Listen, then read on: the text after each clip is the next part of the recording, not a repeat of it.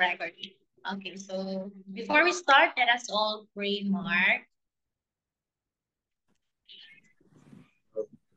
Father God, thank you for this day. We thank you for our math review class for today. Please help us to listen very well, and we will prepare for our long test to on Friday and on Saturday. We love you, God. We praise you, Jesus. We pray. Amen.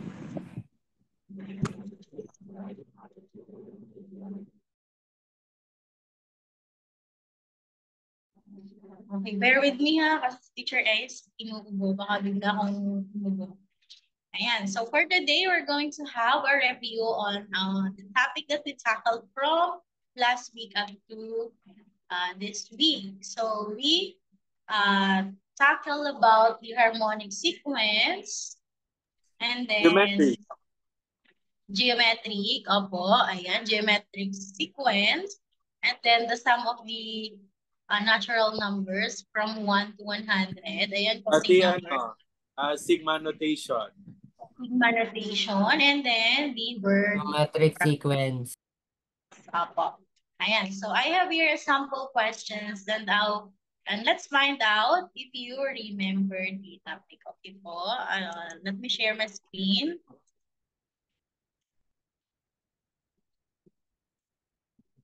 Says here, practice. Number 1, let's have Kevin. Let's have Kevin for number 1. Blank is obtained by taking the reciprocal of the terms of an arithmetic progression. Okay. It says here daw, it is a reciprocal. When you say reciprocal, inverse, di ba? Yung kabaliktaran ng arithmetic progression. If you remember, ano kaya yon? Is it arithmetic sequence, arithmetic harmonic sequence, geometrics, or none of the above? Kevin, what is the answer? Harmonic. Harmonic sequence. Okay, always remember harmonic sequence po is the reciprocal of arithmetic progression or arithmetic sequence. Pag may nabasa kayong progression, sequence din po yun. Progress. Diba? Progress. Mata. Sequence is sunod-sunod. Ayan. Same lang sila na meaning. Okay? Ano daw pag sinabing reciprocal na arithmetic sequence? Din, ano daw pag sinabing reciprocal ng arithmetic sequence? Din? Siya ay?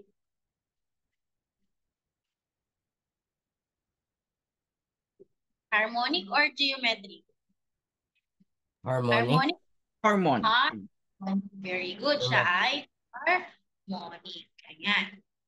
Next, let's have this one. The harmonic progression is blank series. Ayan. Ito is katulad ng arithmetic sequence, yung harmonic progression natin is infinity. When we say infinity, walang katapusan. Tuloy-tuloy yung kanyang progress or yung kanyang sequence. So, to answer this question, the harmonic sequence or progression is an infinite series. Ano daw po ang harmonic progression? Chris, ano daw ang harmonic progression? Siya ay finite or infinite? Chris. Dito si Chris.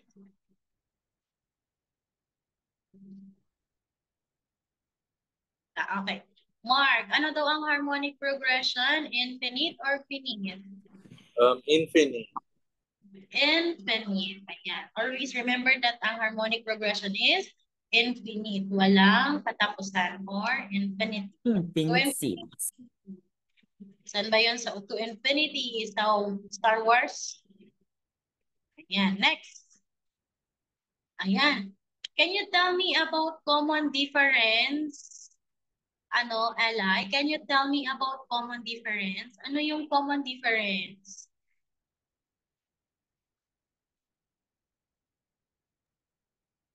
It's on the geometric. On arithmetic. Ano siya? Sa The common difference. Arithmetic. Tapos geometric common ratio. Okay, very good. So yung common difference natin po is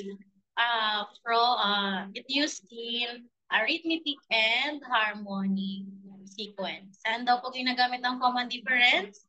Harmonic and arithmetic. Di ba po? Saan daw ginagamit ang where can we use the common difference? Gab? Gab? Where's Gab? Okay lang po, Chris. Gab, where's Gab?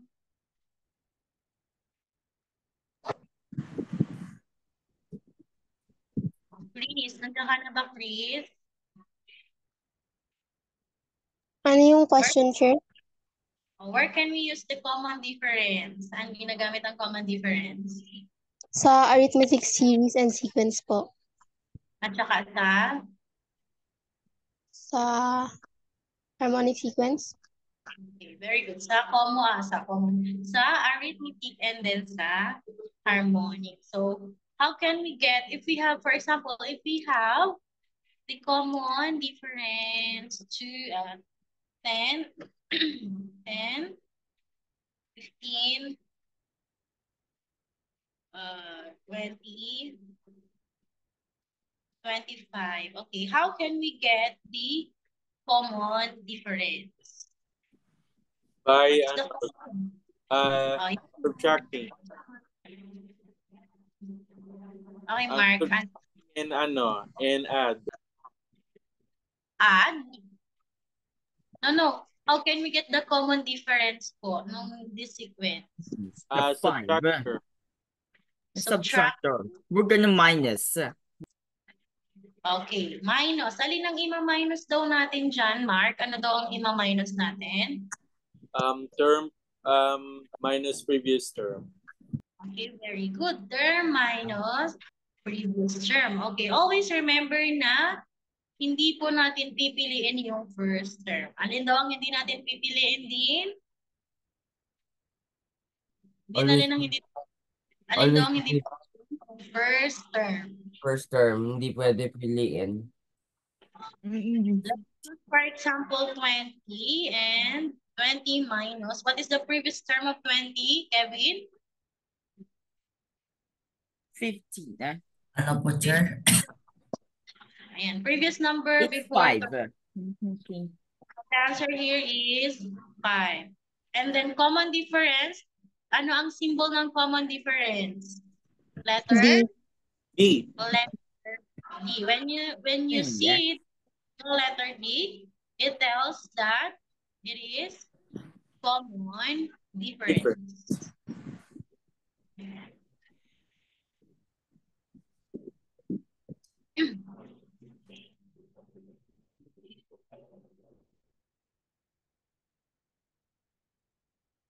Yeah, so it says here the formula for harmonic sequence is the blank of the formula for finding the nth term of arithmetic sequence. Tandaan niyo pa yung formula ng ating harmonic sequence? Bigyan niyo muna yung formula ng arithmetic sequence. What is the formula for arithmetic sequence? We have A sub n is equal to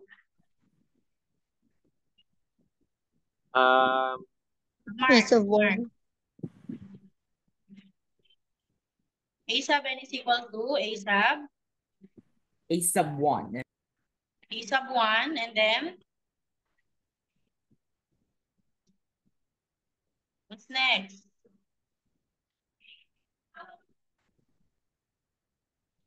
A sub 1 plus n minus 1 times D.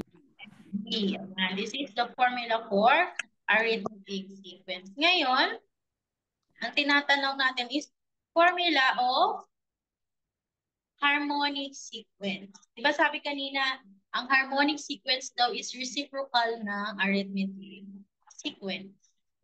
So, anong reciprocal ng A sub 1 plus n minus 1 times D? Reciprocal inverse. We have Yan, nalimutan na ha. Okay, please remember the 1 over 1 a over a sub 1 plus n minus 1 times d. This is the formula for, etong isa is harmonic sequence. I didn't say, yung una nating sinulat is formula ng arithmetic sequence. And then while this one naman, yung 1 over a sub 1 plus n minus 1 times d is for the harmonic sequence. Na-remember? Remember po? Naalala? Remember the formula. Notes kayo dyan sa notebook nyo na. Ayan, balikan nyo na lang kung paano mag-solve.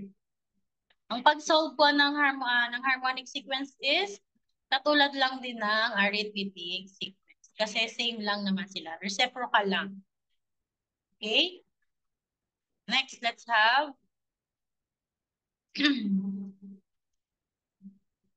ayan, ano muna sagot dito? The formula for harmonic sequence is the blank of the formula for finding the end term of arithmetic sequence. Difference, reciprocal, or none? The answer is Reciprocal. reciprocal. Ano daw sagot ko? Reciprocal. Letter Reciprocal B. siya na. Letter B. Okay, next. The harmonic sequence was first studied back in the 6th century by the Greek mathematician Pythagoras. Sino daw po ang nag-study ng harmonic sequence? Si Pythagoras. Pythagoras, father of mathematics. Pythagoras. At Sino letter daw A. po? No, Pythagoras. Sino daw po nag-study ng harmonic sequence? Pythagoras. Pythagoras. Letter A. Letter. Next. Formula for harmonic sequence, yun na, nakita nyo na kanina, yung 1. A sub n is equal to 1 over a sub 1 plus n minus 1 times d. Okay. Next, geometric sequence. Tell us about geometric sequence. Sino nandyan? Kevin, tell us about geometric sequence. Ang geometric sequence po, instead of common difference, meron siya pong common ratio po. Tapos kung kukunin yung common ratio po, i-divide yung term to the previous term. Okay. Very good. So, how do we get the preceding sequence ng geometric sequence? By addition or multiplication? Multiplication. Multiplication. Very good. Multiplication. To get the preceding number, preceding sequence, we multiply in geometric sequence. Next, formula for so the geometric sequence can be finite or infinite. Ayun, doon na pala. Sagot na. Yung, di ba kanina, yung harmonic sequence natin is finite. Infinite, tama? Infinite. Yan. Infinite. Go to infinity. Ngayon, yung when we say geometric sequence naman is Finite. Finite. it's either finite or infinite. It's either finite or infinite. Tandaan niyo po yun ha, yung geometric sequence. It's either finite or infinite. Tanda po? Finite or infinite. Tama? Ayan. Kapag geometric sequence lang yan. Pero kapag harmonic or arithmetic siya ay infinite. Pag geometric, finite or infinite. Alin man dun sa dalawa. Next, common ratio. Sabi nga ni Kevin kanina, how do we get the common ratio? We're going to divide the term to the previous term. Dapat divide term to the previous term. For example, we have the sequence 4, 8, 16, 32. Ayan. How can we get the common ratio? Divide the term minus previous term. Okay, let's get the 16. What is the previous term before 16 we did? What is the previous term? Before 16, what is the number? 8.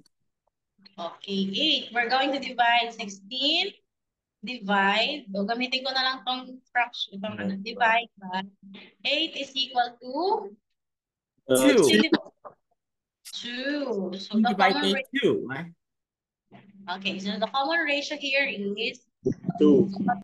difference, subtract. Kapag common ratio, divide. Divide. Okay, baka malito kayo dun ha. Pag common difference, again, pag common difference, Eli, pag Subtract. difference,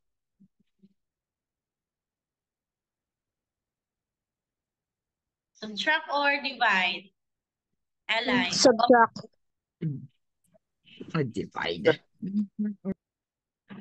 we're going to subtract kapag difference. Kapag ratio ay divide. Divide. Ayan na po. Next. Formula for geometric sequence. Tandaan niyo pa ang formula. Chris, can you give me the formula of geometric sequence? May dalawang, sequence pala, sir. Sorry. Geometric sequence.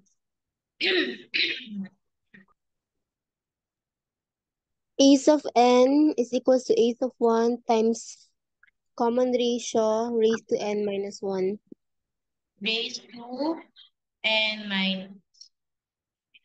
Kapag nakakita po kayo ng ganito, ito, kita nyo? Yung arrow pataas, ang ibig sabihin niya ay raised to n minus 1 or raised to 2. Naintindihan po? Anong ibig sabihin daw niyan? Raise. Hindi kasi pwedeng mag-exponent pag sa ina-examine. So Okay, this so is our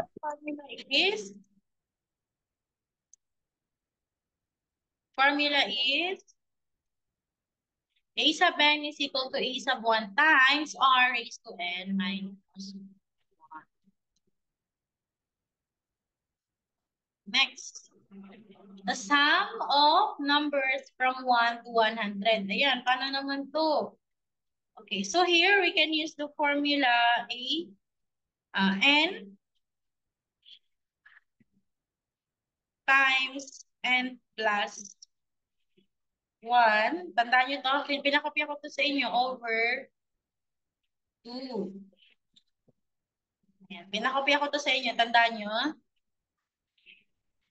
This is how we get the sum. When we say sum, add natin yung lahat ng numbers from 1 to 100. So, what will be our n here? Sabi dyan, we're going to sum the numbers from 1 to 100. So, we're going to use 100. Yung end na number, 100. Look at this, 100 times 100 plus 1 over 2. Next, 100 times 100 plus 1, we have 101. Teacher, Next, ang kanyang sagot. 100 times 101, what is the answer?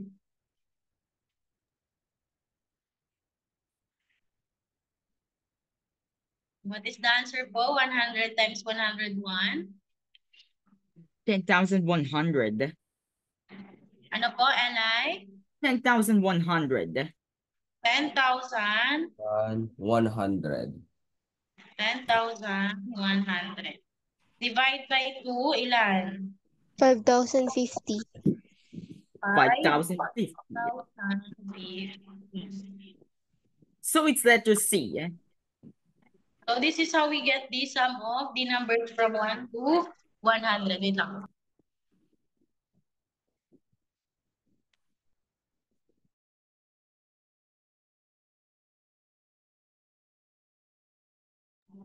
Okay. Nagigets po may tanong? Nagigets malinaw? Okay. So Apo. May formula na kayo nito. Kapag walang formula, screenshot nyo na. Okay, screenshot. 1, 2, 3. Screen. 1, 2, 3. Screenshot. Okay. That's 5 minutes. 5 minutes pa tayo. Teacher, Continue. excuse me po. May I pee po? Teacher, excuse me po. May I pee po? Ah? May I go to the restroom? Later. Oh. After this one. Blank are the numbers that start from 1 at the end at infinity. Ano kaya yung nag-start sa 1 until infinity? Natural numbers, irrational numbers, integers, or rational. Okay. To give you meaning, irrational numbers, these are the numbers that have square roots. Square roots of, yung square roots of 13, 13, 14, ayan, yung mga hindi siya perfect squares. And integers naman, ito yung may numbers na negative and positive. Negative 1, negative 2, until, and then positive 1 and positive 3. And yung rational naman, this one is yung decimal, fraction, integers, and then, kasama dito yung natural numbers. Pero ang tinatanong dito, numbers that start from 1 at the end at infinity. So the answer here is natural numbers. Pag nakita niyo ito, answer ay natural numbers. When we say natural numbers, parang counting numbers. 1 to infinity. Ano nga ang counting numbers? 1 to infinity. Yung nabibilang, kayang bilang.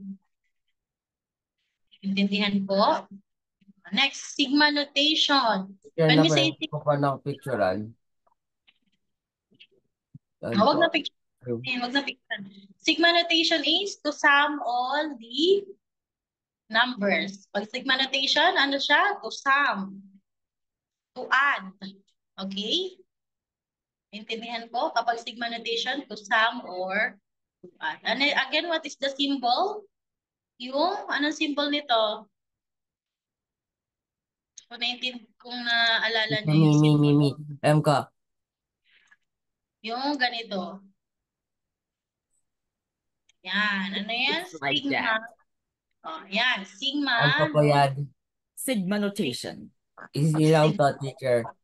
Kung ilan yung numbers dito, teacher, dito sa taas, yun yung ilalagay dito. Dito. May Tapos, question pa, teacher? n equal to, and then dito yung a sub 1. And then yung, Kaya pala, yung ginawa kong ganyan po, hindi mo pa pala na-checkan. Naalala ko po. pagpasok na lang natin. Or common. Sure. Ayan. So, ganyan. Pero sa exam nyo naman is wala naman akong nilagay. Pero mag-review din kayo about sigma notation. Next, let's have the symbol for sigma notation is from the capital letters of Greek. Saan daw po galing yung symbol ng sigma notation? Sa Greek. Greek. Letter A. Yeah. Saan daw po galing? Sa Greek. Huwag na magsulat din. Yung symbol ng sigma notation is galing sa Greek. Ayan, the terms that bring added in sigma notation are called blank or blank. Diba kapag sigma notation tayo ay nag-a-add, sum. Alin kaya dyan ang nag-a-add? Summons or add, summons, addends, minuend, subtrahend, multiplicand, multipliers, dividend, or divisor. Alin kaya dyan? A, B, C, or D? Letter? Kevin, what is your answer, Kevin, here? Kevin, what is the answer here? Alin dyan ang nag-a-add? Diba in sigma notation, we're adding numbers. We have letter A. Very good. We have letter A. We have commas and add. Yun yung tawag, yung term na tawag sa sigma notation. So now, let's have the last one. Steps in solving word problem. Steps. Ano bang mga steps? First is you're going to write, di ba yung write the sequence. Kinapen nyo ba yung nasa board nung nakaraan? And then, check if it has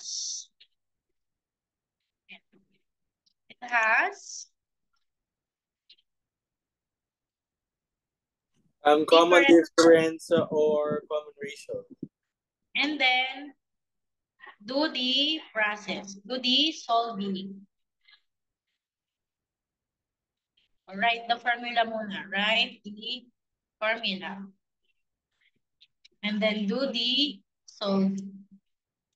Tandaan na po, kapag magsasagot tayo ng word problem, write the sequence. Check if it has common difference or common ratio, and then write formula, and then do the solving. Naintindihan po? May question? Wala na. Kaya nang magsagot bukas sa Saturday. Kaya na. Mag-review So that's all for today.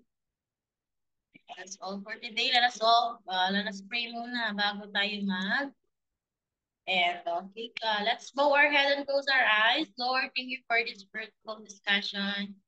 Please help my students to answer their long test in mathematics. Give them wisdom and knowledge to answer it correctly. In Jesus' name we pray. Amen. Bye-bye po, teacher. Thank you po. Bye-bye. Bye-bye. Goodbye.